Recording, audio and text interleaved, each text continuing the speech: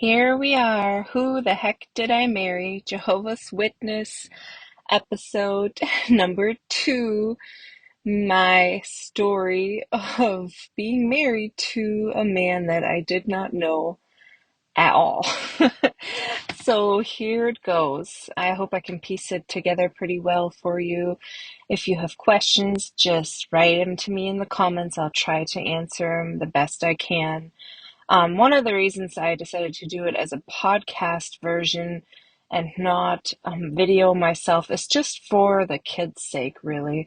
I want to protect I don't know, this is such a sensitive story, sensitive subject. I hope I can help other people. I can help people who are in marriages like that. I learned a lot through books and therapy, so I hope I can share that with the world. But also people who were raised as Jehovah's Witnesses in a cult, high control religion, all these things that make us feel guilty, and prevent us from breaking free and living free. So here it goes. Part 2 of this story. Who the heck did I marry? I was initially really, you know, glad everything was fine, and I can really not remember that many red flags throughout the dating process, engagement period, but I do remember one thing. For the most part, he was always pretty chill and nice, but there was an incident that was just so strange to me. Um, I had gone to his town. We lived about an hour away. I would go to his town, his congregation, he would come to mine. Most of the time he came to mine though, and it did feel in hindsight like he was trying to like keep me from visiting with his family, with his friends, with his congregation. He just always came to mine. I thought it was like, like chivalry, like he was being really nice so I wouldn't have to drive. But he was just at all our meeting, and most people really were like happy to see him because he was a pretty nice guy. Um, but one day, one of my mutual friend with him that we had known independently of each other really kind of freaked me out, but I really didn't even know what to do. He said to me, he's not a good guy. Troy, we're just calling my ex-husband Troy for the story, but he said he is not a good guy. But he wouldn't elaborate on this, and I didn't know what to do with it. I thought, what does that mean? You guys were friends. Actually, they were really good friends for a long time. I didn't really know why they had a falling out. He wouldn't say why he said that to me. And I didn't feel like it was actually fair to say that and then not continue, like with any reason behind why you're saying this. And it is probably a Jehovah's Witness thing too, because we aren't, like I mentioned before, allowed to say anything negative or to speak badly about one another. Everything is labeled gossip. You can actually get in trouble for saying things. This is one of the reasons why child abuse is such a huge problem with the Jehovah's Witnesses, is that when someone comes clean and is forgiven, you have to forgive them no matter what. Um, Never mind that, especially with child abuse, you know, it's not just a sin, it's a crime. That's a whole other subject. I really recommend you go on Google, research this with the Jehovah's Witnesses. It's a rabbit hole. But that is an aspect of the religion that you can't talk badly because you may hurt their spirituality, which hinders you from warning people when you know stuff about them, because everything is forgiven, and they kind of drill it in your head too that I remember one of our magazines literature that they publish, the Watchtower, it said, you know that when you go to a meeting there are only good people. And even at the time I thought, well, that's not really true. but it is part of brainwashing. The world outside is bad. Everyone on the inside is good. It's such a culty thing to do, to have that us versus them mindset. So it really is kind of bad when you have someone who does criminal activity like pedophilia and he's in your inner circle. It's just so toxic to think like that. But I think that was part of my friend's problem. He saw me getting into this relationship. We were really good friends. He wanted to warn me on one hand, but he also didn't want to get in trouble with the congregation elders for gossiping or whatnot. So I'm actually thankful to him because he did try. It's like a mental prison to be in a cult, and you're so afraid to get in trouble. You're so afraid to, do the wrong thing as a Christian. And it's so hard to explain it unless you live through it. He is a really good person. And honestly, he's like one of the few people who knew what was up and really tried to warn me, just did not know what to say. And I had no idea. But actually, the day before the wedding, I think that he was so worried about me getting married to this guy that he knew all this stuff about, and he saw me walk into this, and he felt like he had to do something, but it's almost like I have to do something, but I can't go all the way and spill the beans on it. So he went to my mom and grandpa and did the same thing. He said, she shouldn't marry him. He's a bad guy. Now my mom and my grandpa were completely freaked out. And they were like, what do you mean? What do you mean? And he just couldn't tell. Like, he couldn't tell the whole story because you're so urged. If you know something, don't gossip. You can get disfellowship for gossiping. So that's what he left it at. And again, my mom and my grandpa didn't know what to do with it. We just didn't know. And they had no idea. We couldn't even imagine how deep this iceberg really was. We had no idea. I mean, how can you even fathom this stuff? So, mm, the a few days before the wedding, my future father-in-law, who is really a really good guy, called me. And I think he just wanted to make sure that I know certain things. And my ex, Troy, he had conversations with me, and he kind of said to me, like, right before the wedding, I do have to tell you something. I have to tell you something. Um, but I had a DUI, and it did set like off a little bit of red flags because also just shortly before this, and if you know Jehovah's Witnesses, they're not supposed to get drunk. It's like a biblical sin. So you can drink, but you can't get drunk. So we took that really seriously in the religion, like not to be hammered out of your mind. And so to have a DUI, as a Jehovah's Witness, that's like a big deal because you're supposed to be really squeaky clean, kind of, godly people.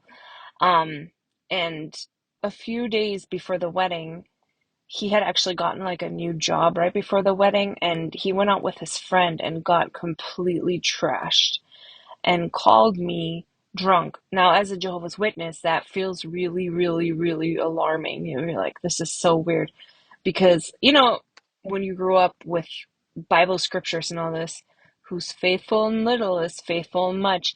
And you have to say, like, here I was really wanting to do it right now this time. I did it wrong with my first guy that I was with. I really wanted to do it right this time. And so to me, that was a little bit alarming that if someone claims to be a Jehovah's Witness, but then doesn't really live by it fully, it's kind of critical in a way. So if you're like actually sinning against like things that are written in the Bible, like being a drunk, you know.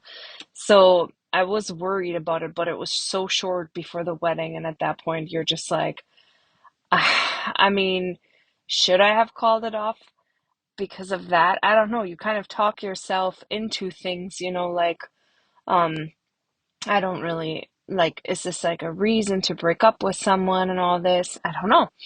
And also, I have to say that he had kind of like opened up to me that he had been disfellowshipped before. Again, if you're a Jehovah's Witness, you know that's like a big deal. It means that you have like sinned and you were not forgiven by the elders. It's this process that I totally don't agree with anymore because it leads to shunning and just the whole process is so horrible. But I also had to go to talk to the elders about, having been with that first guy that was not a Jehovah's Witness. And let me just tell you, taking it out of context from the story here, it's kind of a nightmare that you have to go through as a Jehovah's Witness, especially woman, especially young woman, especially like not very versed in sexual things. I feel like I'm really kind of lucky because I grew up in Europe and sex wasn't like a big taboo. We talked about it in school. We had sex ed every year. We were very educated. We were really kind of more open. But I can't even imagine this process if you grew up like in a super Christian household and know nothing about sex, and then you kind of slip up and you have to go talk to the congregation elder as a young woman. I mean, there's like 13, 14-year-old Jehovah's Witness women who have to go to these three elders.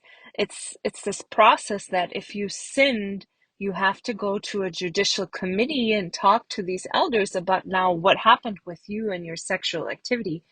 And if you don't answer their questions, you're seen as not repentant. So let me tell you about my process. I was very young.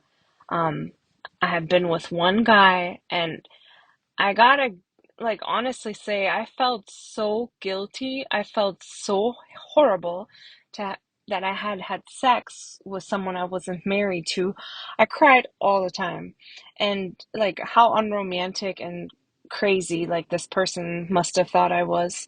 And he was actually really nice to me because he didn't think, wow, this girl, she's like a religious nut. Wouldn't have blamed him one bit. But I just was so heartbroken and like disappointed in myself. And I was 19 at the time. So I really didn't want to, um, go talk to the elders because it was just embarrassing and you're afraid to be disfellowshipped. And for purposes of just being honest, I have to like be completely honest here. And I don't even know why I still feel like shame attached to it. But I really felt so down on myself. I always just wanted to wait till marriage. I didn't want to have sex before marriage. And so it happened. And the guy was like understanding. And we ended up going to the courthouse and getting married, which was really like a nice thing to do. And so now I was married to a worldly person. And still, you're feeling guilt because you still had sex before marriage. It's like horrible, when you're raised like this. And I was at work one day, and one of the elders who I actually liked him, he was pretty nice, but he showed up at my work. And when you're a Jehovah's Witness, this kind of stuff is normal. Like they're in your business, they're taught to be in your business. So I don't think he was malicious at all. It's just like that was kind of his job to make sure that I was spiritually okay. And he said to me at work, I know that something is up with you. Like I can tell. And at this point, I hadn't even told anybody that I got married. Get that? Like, I didn't even tell anybody that I had gotten married because how do you, it's still like a really big deal when you get married to a not Jehovah's Witness person. Like, let the judgment and the congregation begin. Like, you're just like awful. So I kind of cracked down and I said, yes, I do need to talk to you. And I, on my own accord, came clean and confessed that, I had sex before marriage and I felt so terrible that we ended up getting married basically. And they're like, well, it is a sin and you are baptized, so we do have to form a judicial committee and we're going to have to meet with you. And it was terrifying because when you go to a judicial committee, first of all, you don't know what elders you're going to get.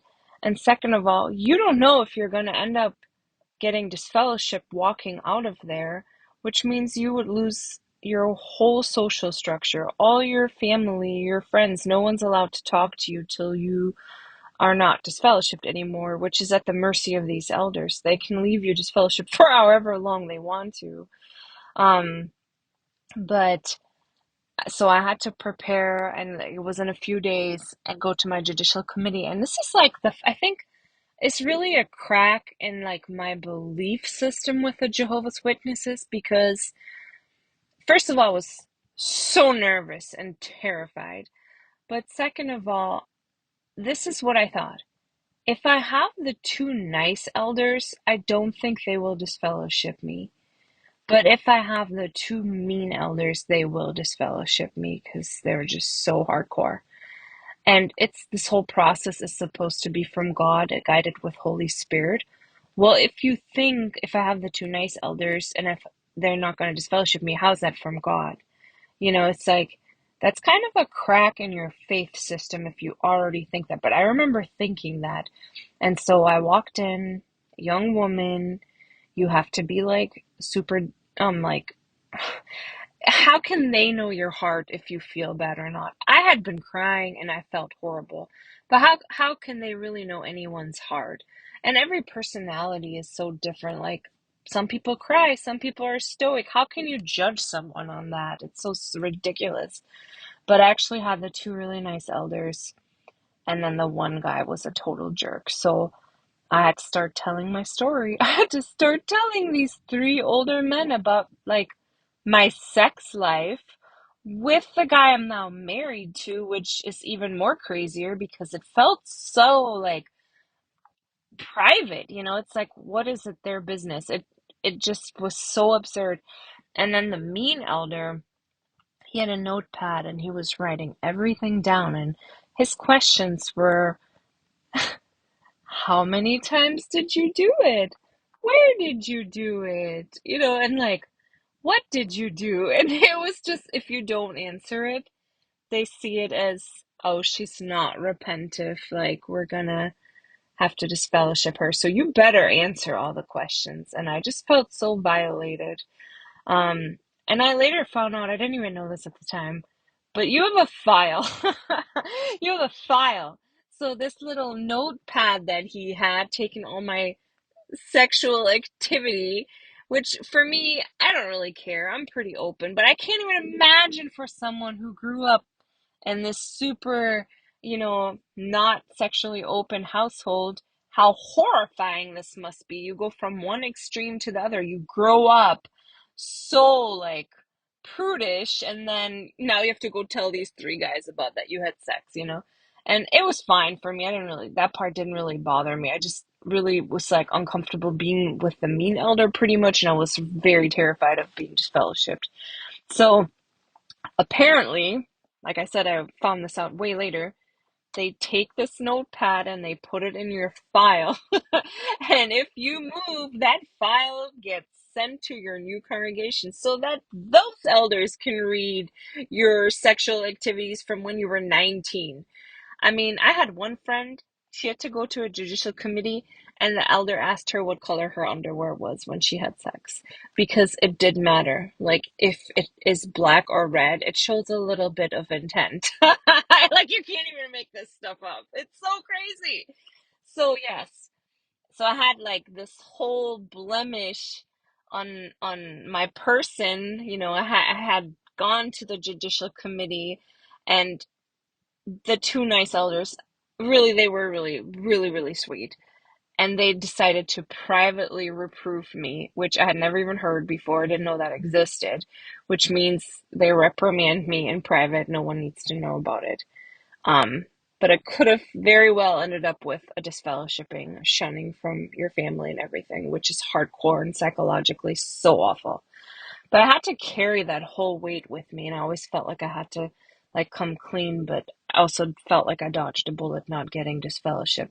Well, now we come to Troy, and Troy told me that he was disfellowshipped. And in the next episode, we're going to go more into about his disfellowshipping and everything. So I will try to record episode 3 tomorrow. Thanks for listening, everybody. Here we are. Who